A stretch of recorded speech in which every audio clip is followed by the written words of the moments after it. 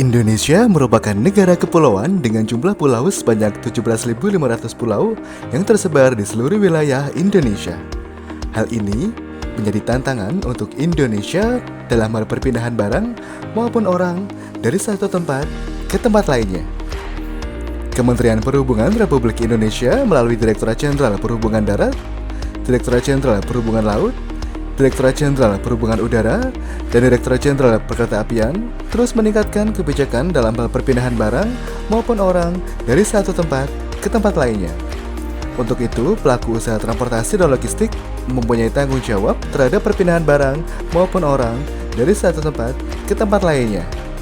Angkutan multimoda menjadi salah satu alternatif bagi pengguna jasa transportasi logistik untuk perpindahan barang maupun orang dari satu tempat ke tempat tujuan.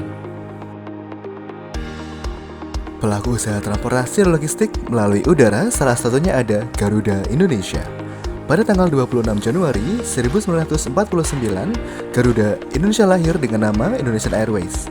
Pada tahun 2022, Garuda Indonesia sudah melayani sebanyak 36.535 penumpang dalam penerbangan domestik maupun internasional.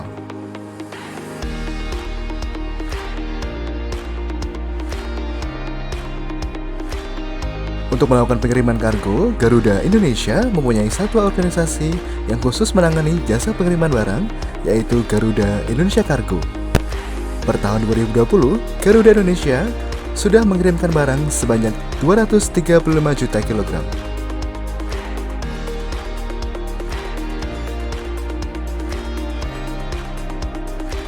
Ship everything to everywhere. Garuda Indonesia Cargo. Sebagai operator pelabuhan, PT Pelabuhan Indonesia atau Pelindo hadir untuk melancarkan pengiriman jasa transportasi dan logistik melalui laut. PT Pelindo berdiri pada tahun 1991 dengan 4 bagian regional, yaitu PT Pelindo 1, PT Pelindo 2, PT Pelindo 3, dan PT Pelindo 4. Berdasarkan Surat Menteri Badan Usaha Milik Negara Republik Indonesia, pertanggal 1 Oktober 2021, PT Pelindo sudah bergabung menjadi satu dan berubah nama menjadi PT Pelindo. PT Pelindo memiliki kantor pusat yang beralamatkan di Tanjung Priok, Jakarta Utara. Pada tahun 2022, PT Pelindo mencatat jumlah arus peti kemas mencapai 8,2 juta TEUs.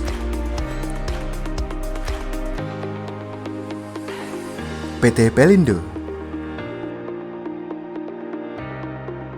Selain PT Pelindo sebagai operator dan pengembangan pelabuhan, PT Pelayaran Indonesia atau PELNI juga turut melancarkan proses perpindahan orang maupun barang melalui laut. PT PELNI didirikan pada tanggal 28 April 1952. PT PELNI mengoperasikan armada kapal penumpang, kapal feri cepat, dan armada kapal barang. Didukung oleh program tol laut dari pemerintah, PT PELNI saat ini mengoperasikan 8 kapal tol laut yang memiliki angkutan muatan kontainer berupa bahan makanan pokok maupun bahan bangunan untuk pembangunan infrastruktur. Selain itu, PT PELNI juga memiliki layanan keagenan kapal yang siap memenuhi segala kebutuhan kapal selama berada di perairan Indonesia.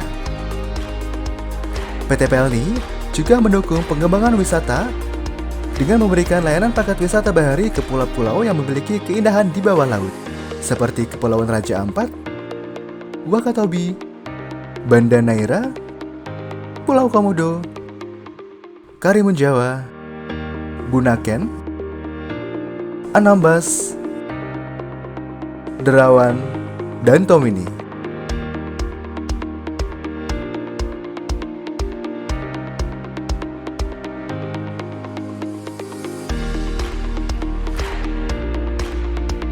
PT Pelayaran Indonesia.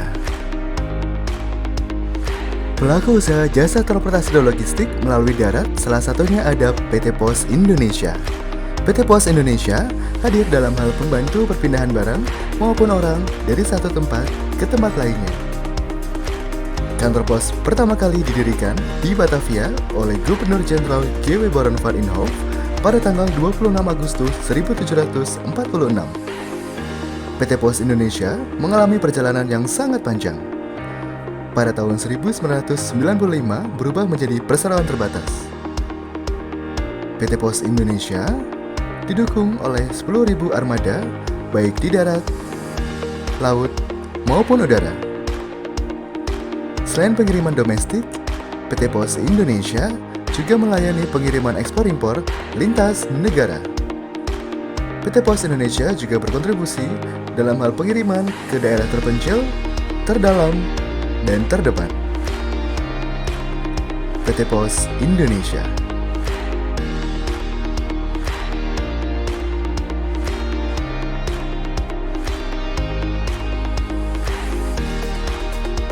Selain PT Pos Indonesia, perpindahan barang maupun orang melalui darat juga dilayani oleh PT Kereta Api Indonesia.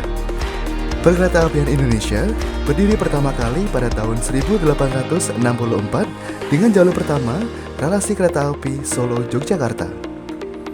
Penamaan perkeretaapian Indonesia mengalami perjalanan yang sangat panjang. Pada akhirnya, tahun 1998, PT Kereta Api Indonesia pertama kali diluncurkan berdasarkan Peraturan Pemerintah RI Nomor 19 Tahun 1998. Jumlah penumpang kereta api Indonesia pada tahun 2022 sebanyak 277 juta penumpang.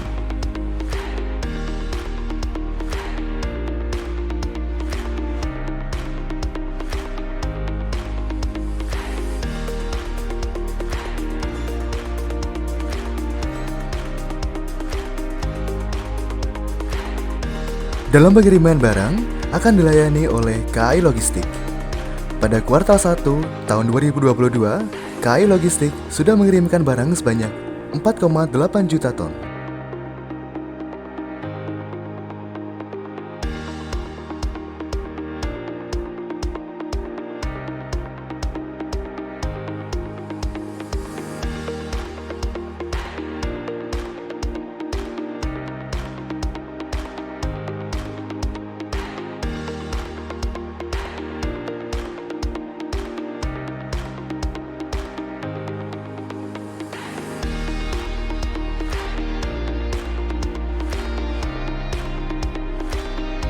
Saat ini, PT Kereta Api Indonesia memiliki 7 anak perusahaan, di antaranya KAI Services, KAI Komuter,